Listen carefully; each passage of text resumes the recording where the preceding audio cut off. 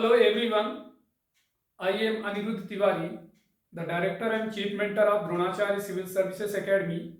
Welcome to our YouTube channel where we offer resources and guidance to those aspiring to become civil servants. We discuss today selection of study materials for civil services exam. What are the important source of study? What are the important government resources that a candidate can rely on while preparing? What are the relevant magazines? How to read newspaper? Firstly, start selection of study material यानी अध्ययन सामग्री का चयन। देखिए, सबसे महत्वपूर्ण बात है, अमेरिका के पूर्व राष्ट्रपति अब्राहम लिंकन का एक कथन था कि अगर आप मुझे पेड़ काटने के लिए 6 घंटे का वक्त देते हैं तो मैं अपने पहले 4 घंटे कुल्हाड़ी की धार तेज करने में लगाऊंगा। उनका ये कथन बहुत प्रासंगिक है क्योंकि एक अच्छा इंसान बनने के लिए अच्छे व्यक्तित्व का होना आवश्यक माना जाता है। इसी प्रकार से अच्छे व्यक्तित्व के लिए बेस्ट बुक्स का अध्ययन अनिवार्य है। सिविल सर्विसेज के संदर्भ में यह महत्वपूर्ण है कि कैंडिडेट अध्ययन के लिए रेफरेंस बुक्स का चयन बहुत सावधानी से करें। उचित पाठ्य पुस्तकों का चुनाव भी ठीक उसी तरह से महत्वपूर्ण है जैसे इंडस्ट्रियल प्रोजेक्ट को सफलतापूर्वक पूरा करने की प्रक्रिया में उसकी डिजाइन निर्माण पर विशेष ध्यान दिया जाता है। पुस्तकों के चयन में इस बात का भी ध्यान रखना आवश्यक है कि पुस्तकें सिलेबस के अनुरूप हैं। फॉर एग्जाम्पल, एनसीईआरटी या another important books civil services परीक्षार्थियों की आवश्यकताओं को ध्यान में रखते हुए नहीं लिखी जाती। इनका अध्ययन करने के दौरान आपको पिछले वर्षों के क्वेश्चन पेपर्स और सिलेबस के आधार पर चयन करना चाहिए कि पुस्तकें किन पार्ट्स, यूनिट्स का अध्ययन करना चाहिए। कहने का मतलब यह है कि जो भी पुस्तक पढ़ें वो आवश्यक नहीं को पुस्तकें सिविल सर्विसेज एग्जाम्स के सिलेबस के अकॉर्डिंग लिखी गई हैं। इंपॉर्टेंट ये है कि सर्वप्रथम आपको सिलेबस और प्रीवियस ईयर क्वेश्चन पेपर्स का अध्ययन करना चाहिए और फिर वो सिलेबस और क्वेश्चंस के अनुरूप किस यूनिट से, किस पार्ट से मेल खाते हैं, उन्हें अध्ययन करने की आवश्यकता है।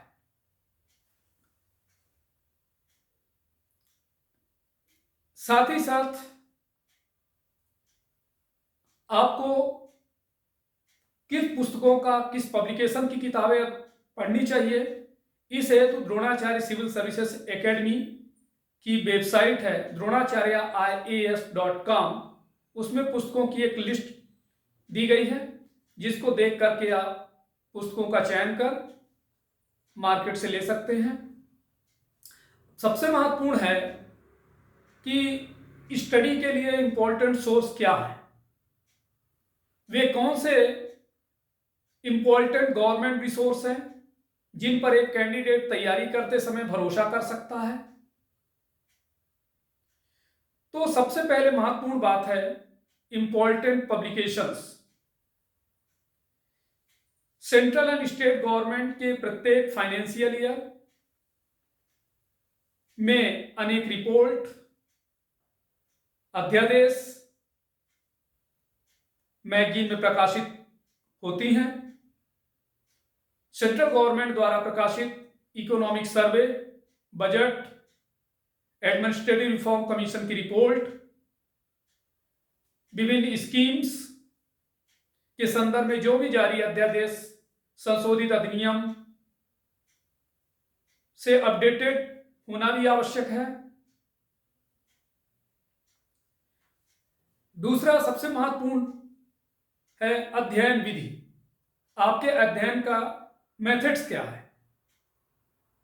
जब भी किसी भी पुस्तक या मैगजीन या रिसोर्स का अध्ययन करें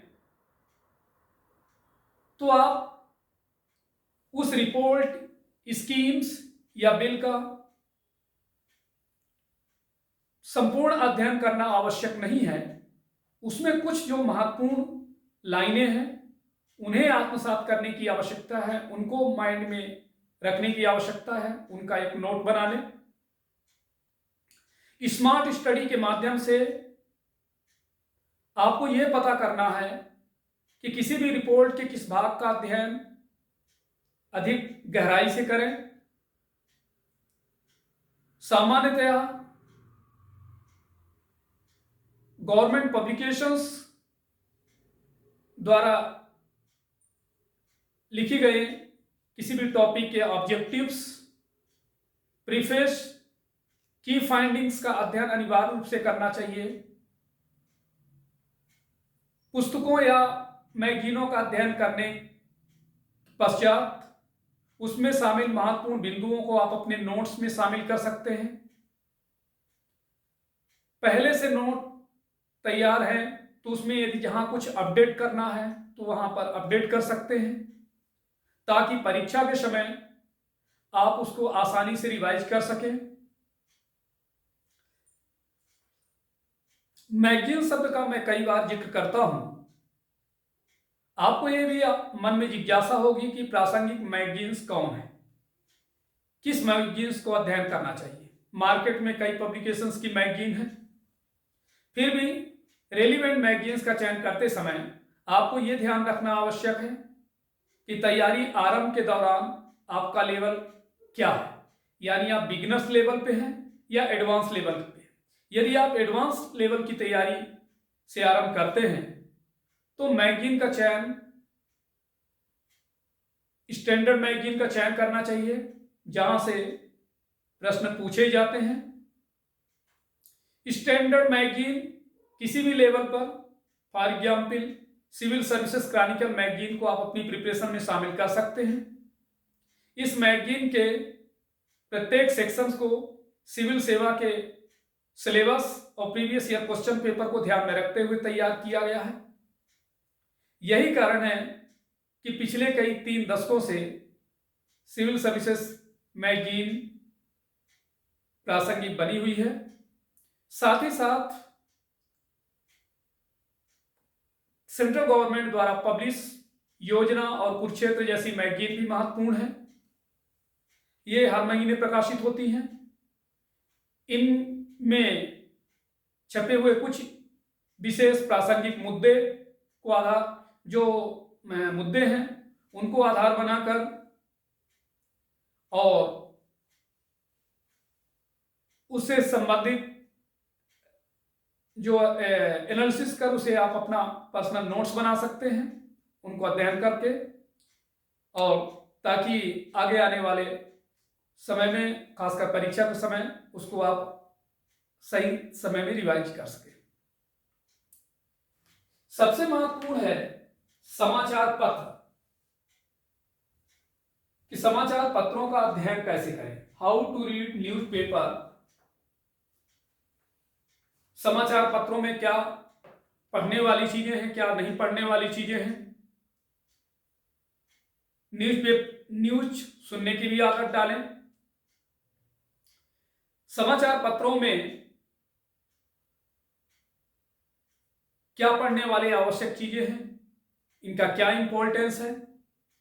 सिविल सर्विसेज एग्जाम्स की प्रिपरेशन करने वाले कैंडिडेटों के लिए समाचार पत्र बहुत आवश्यक है। अब आपके मन में प्रश्न होगा कि कई मार्केट में समाचार पत्र आते हैं, किस समाचार पत्र को आधार बनाया जाए।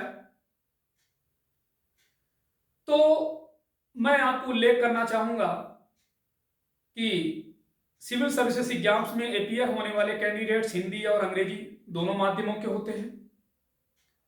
हिंदी माध्यम के विद्यार्थियों के लिए थोड़ी समस्याएं जटिल होती हैं, क्योंकि कई ऐसे नेशनल और इंटरनेशनल इश्यूज ऐसे होते हैं जो कि तात्कालिक हिंदी न्यूज़पेपर में नहीं पब्लिश हो पाते, या नहीं छपते, या छपते हैं तो ट्रांसलेट के रूप में होते हैं, उतने व्यवस्थित नहीं होते, सारवर्भित नहीं होते। इसी कारण से हिंदी माध्यम के छात्र पिछड़ जाते हैं। जबकि वहीं अंग्रेजी माध्यम के छात्रों के लिए the Hindu, Indian express, the economics times जैसे न्यूज़पेपर्स हैं, जिसमें नेशनल और इंटरनेशनल घटनाक्रमों को व्यवस्थित रूप से कवर किया जाता है। साथ ही साथ उसमें science and technology, government scheme and policies का भी बहुत ही व्यवस्थित उल्लेख होता है। ऐसी स्थिति में हिंदी मीडियम के खासकर विद्यार्थी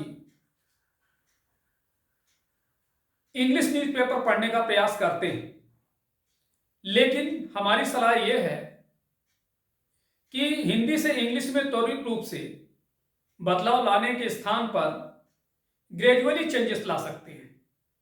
ऐसा करने से आपके लिए बोझिल नहीं होगा, धीरे धीरे आप बढ़ें। आपको यह भी ध्यान रखना है कि समाचार पत्र की अपनी एक निश्चित रूपरेखा होती है, तथा उसमें लिखने वाले लोग विभिन्न विभिन्न विचारधाराओं के होते हैं। अतः उनकी विशेषज्ञता के आधार पर किसी भी मुद्दे पर उनके मत, उनकी राय भिन्न होती है।